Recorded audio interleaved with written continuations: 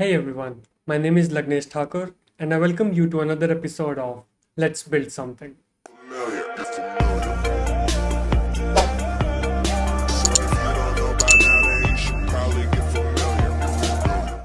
In this video, we'll be building a simple and useful countdown timer using vanilla JavaScript and HTML. I'll try to make it quick, so make sure you stick to the end of the video. Let's have a look at what we'll be building. So by the end of this video, we'll have a simple page in which you can select a date to which you want to start the countdown. So let's say I select the end of November, set it to 12 a.m. Now the countdown has started till the end of November. So it tells me that there are 23 days, 4 hours, 52 minutes, and 20 seconds till the end of November. Let's code it up. Let's start by writing the JavaScript logic that will show you the difference between any two dates in terms of seconds, minutes, hours, and days. Let's create a folder, call it countdown. In that, I'll create a HTML file and a JavaScript file. Okay. Zoom in a bit. HTML5, let's call it countdown. And let's load the JavaScript file. Okay, let's try to log countdown here.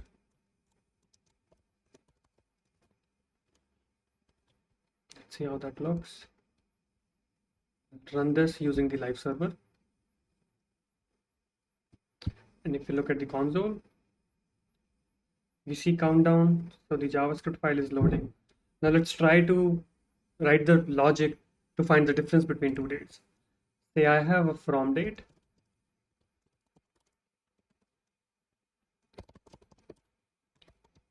and a to date. And new date function gives me the date object for the present time. So let me add some buffer to the to date so we can calculate the difference.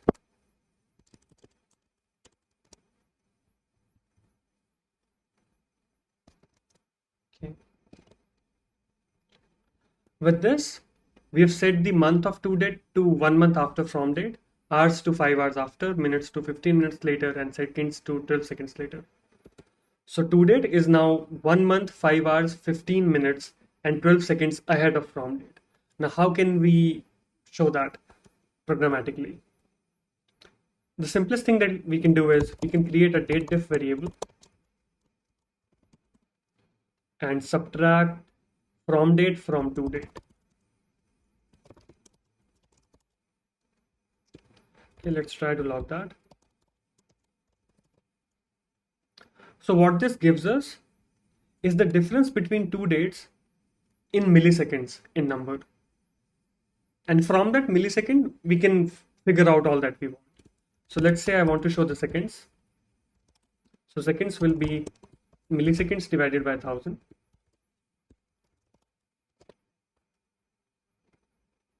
So now I get the difference between the two dates in terms of seconds, but that's not something that we want to show to the user. We want to show seconds only for a given minute. So instead of dividing the values, if we take the remainder, that will make more sense. For the running minute, how many seconds are left? So let's say we have seconds to display,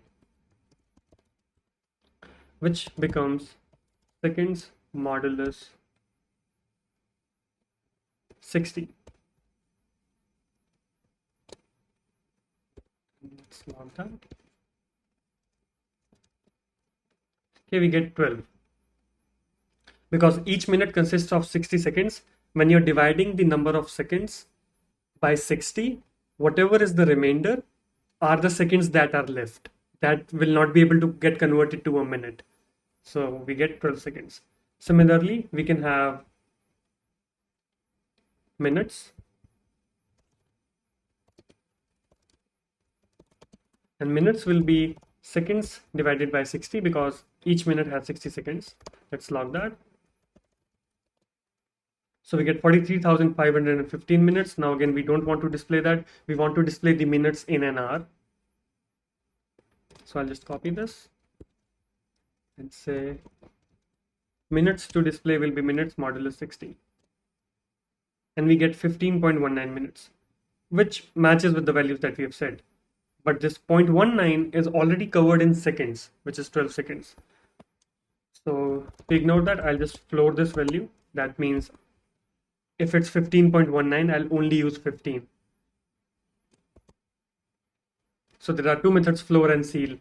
Floor will give you 15 for this value. Seal will give you 16. So round up and round down. So we get 15. Now I can calculate the hours. Hours become minutes divided by 60. Each hour has 60 minutes. I can log the hours. And again, that will give me the whole value, but I want the hours in a given day. So I'll again use the modulus operator.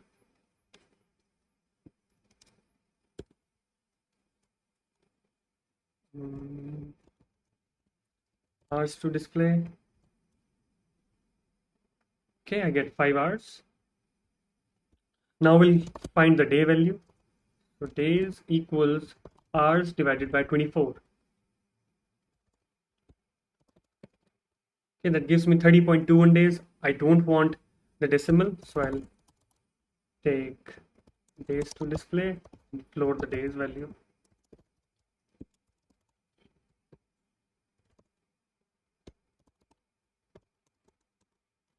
Oh. Okay, we get 30 days. Now I can put all of this in an object for better readability. So let's say const human friendly difference equals this. So we have days, hours, minutes, and seconds difference between the two values. And I'll just log this human friendly difference. Okay, with this, we know the two dates that we have here, from date and to date, they are 30 days, 5 hours, 15 minutes, and 12 seconds apart. The next thing that I want to do is I'll take all of this and put it in a function so that we can reuse it for multiple dates. So let's create a function, get human friendly date difference, that does all this. And I don't need all these console logs, so I'll just remove them.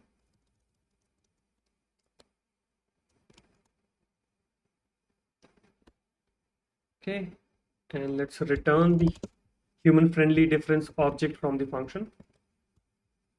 And this function will take two arguments, a to date and a from date. Now let's call this function, get human friendly date difference, pass in the to date, pass in the from date, and we'll just log it. Okay, with that, we're able to figure out the difference between two date objects in human friendly way. Let's change that and see a bit of testing. 15 hours, 45 minutes, and 30 seconds apart. Okay, so now it tells us both the dates are 61 days, 39 hours. Okay, that doesn't look right. It cannot be 39 hours. Hours are at most 24 in a day. So let's go and fix that.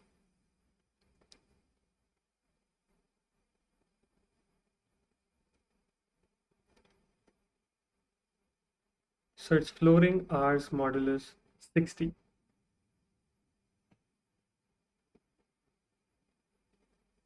And then we're doing hours divided by 24.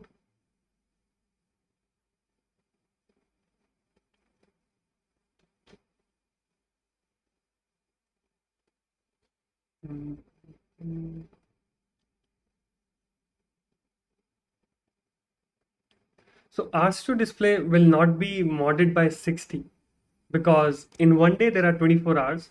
So it will actually be a modulus of 24. Right now it's doing a mod by 60 and that's why it's giving 39 value. So if we do a mod by 24, it works as expected and we get 15 hours. If I change that to, if I add say 25 hours, it should add 1 to the day and show me 1 hour as the difference. Let's see. Yep, it becomes 62 days and 1 hours.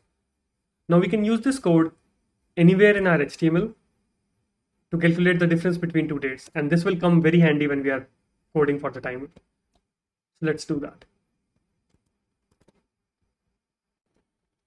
Now to get the countdown working, let's write some HTML.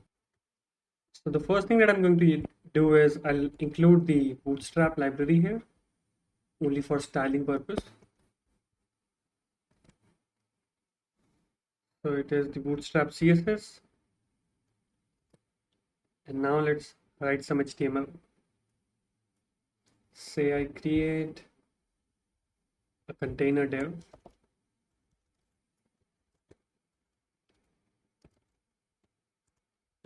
Okay, inside that I can have a h1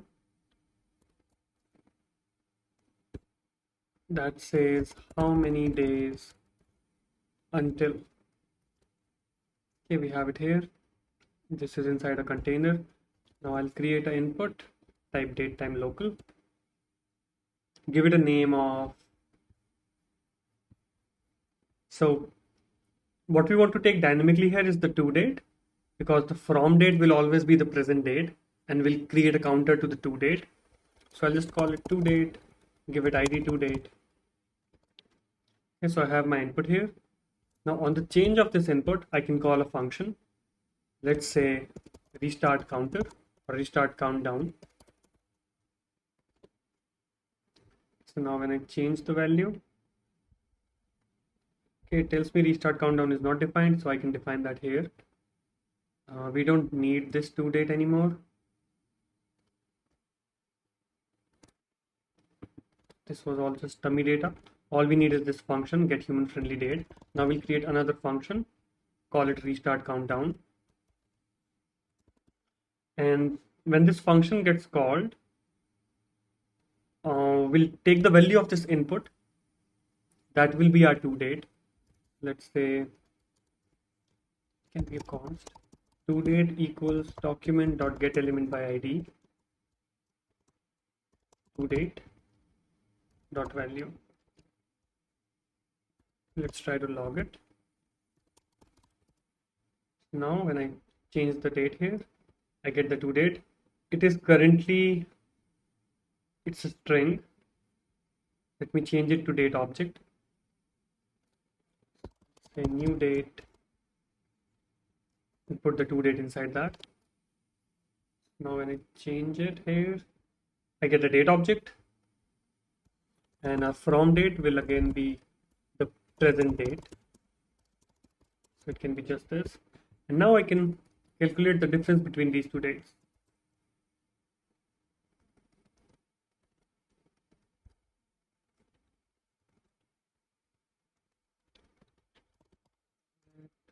Div equals this, log the div.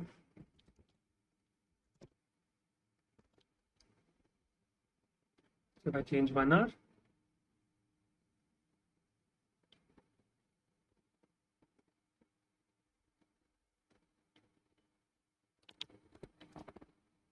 okay. So the first argument was to date, the second argument is from date. Let's change this to to date, from date. Okay, now, okay, you get a difference of 59 minutes and 25 point some seconds. Now this value we don't want, so I'll just round it. This can also be flowed. Now when I select a date, I get the difference 59 minutes and 3 seconds. And now we have to display the same on our UI.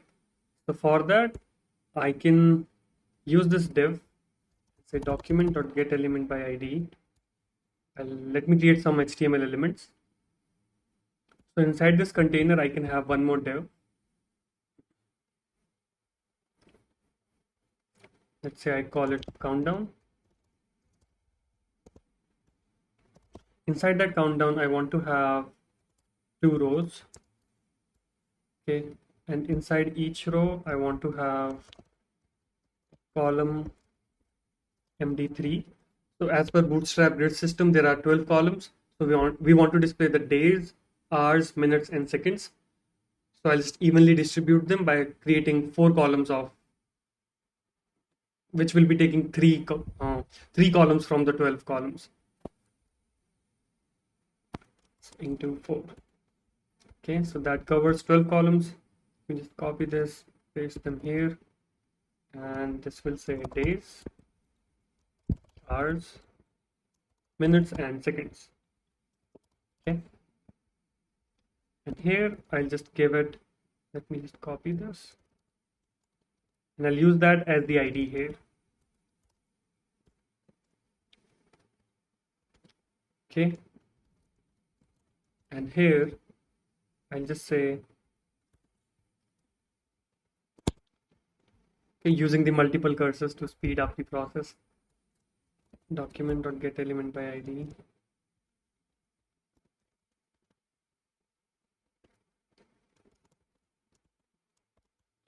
Dot inner HTML, I'll set it to diff dot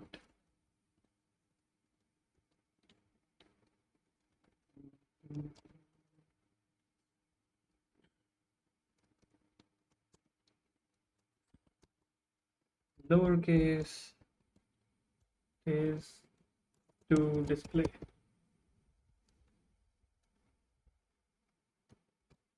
Okay, let's see how that will behave now. Like this.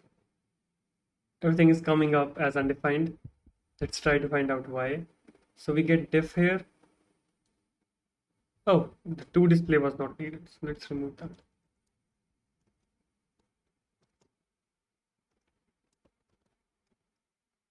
So I select next day, some other minutes. Okay, now it gives me the difference 1 day, 2 hours, and 59 seconds. When I call it again for a different value, it gives me that. Now we want it to refresh each second. And for that, we'll simply be using the set interval method in JavaScript. So whenever restart countdown is called, I'll call the set, the to date and from date can be calculated like this. Then I'll call set interval to calculate the get human friendly date diff function at each second. Set interval to 1000 milliseconds. And inside that function, do this.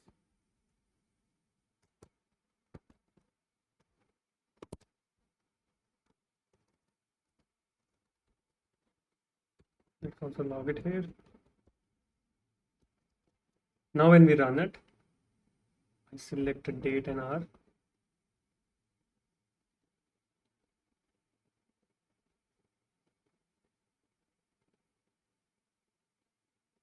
Okay. So from date will get calculated at each second because after every second the current date is changing to 1 second in future. So we'll just take it from here, put it here, let it run. Change the values.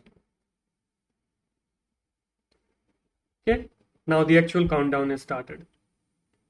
If I change the date, say to 8:50 p.m., 8:51 p.m., we can see the logs, double logs have started coming. The countdown is working, but still the logs are repeated. And even this R is behaving abruptly. If I add one more, okay, now this is messed up. The reason this is messed up is because when we are changing the input value of this date time input, we're calling the restart countdown function, and that is calling set interval, which is calling these set of statements at each second. But when we're calling this function again, one more set interval is getting started, and then 2 or 3 parallel set intervals are running, which are running at each second. So to fix this, we simply have to keep a variable which will track our interval. So let's say interval ref equals null. And whenever I'm calling the set interval function, I'll save that in the interval ref. Also, whenever I call the restart countdown function, I'll call clear interval and clear the interval reference, and then a new set interval can be set. Okay, so now set it to this. It starts working. If I change it to 9:51 p.m., becomes 2 hours, and we're getting a single log now. So I'll remove this log. Countdown is almost ready.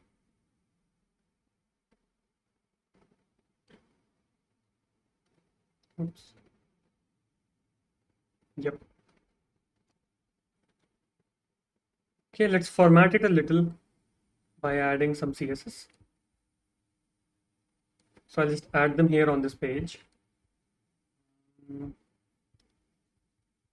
I have one font that I want to use. So I'll just copy it here. It's called the Digital 7 font. Let's define it here in the style tag.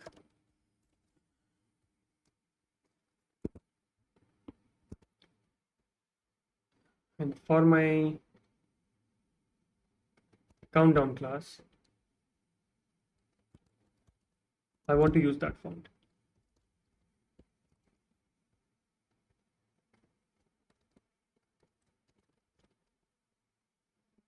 Okay, that is looking as expected. I want to zoom in on that.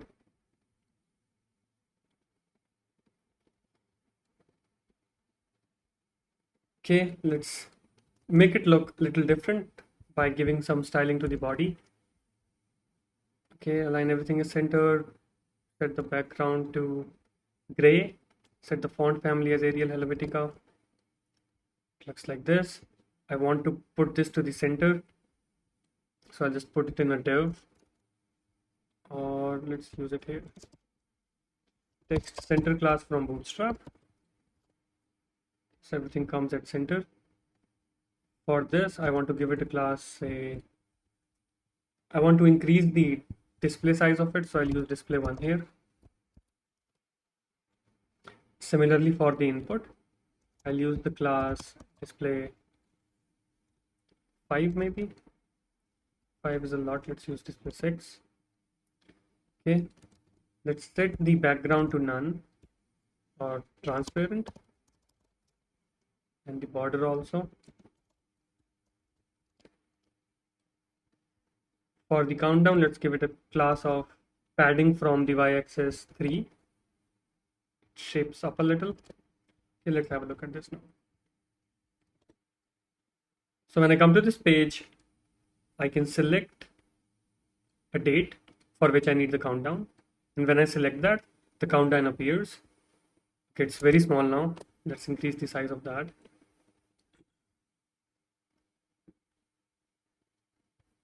So for the countdown, let's give a font size 60 px. Let's give it a color white and font weight bold. Okay. So if I want to know how many minutes or how much, if I want to set a countdown till the end of November, I'll choose 12 a.m. Okay, so this is my countdown till the end of November. Now there's one small hack that we can do. Right now we're running this interval at 1 second, which is 1000 millisecond. If I change that to say 100 millisecond,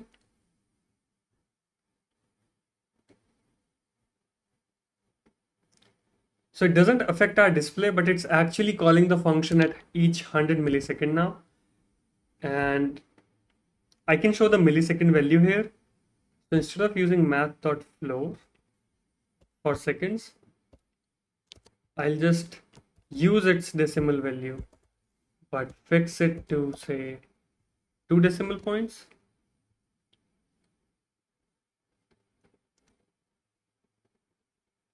Okay, since we're calling it at each 100 millisecond, let's fix it to just 1 decimal point.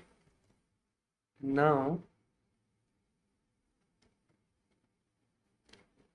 so there you have it. It's a simple countdown which we coded with very few lines of code.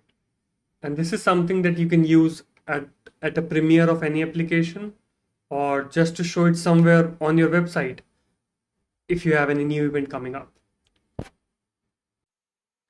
I hope this countdown logic will come handy in one of your next projects.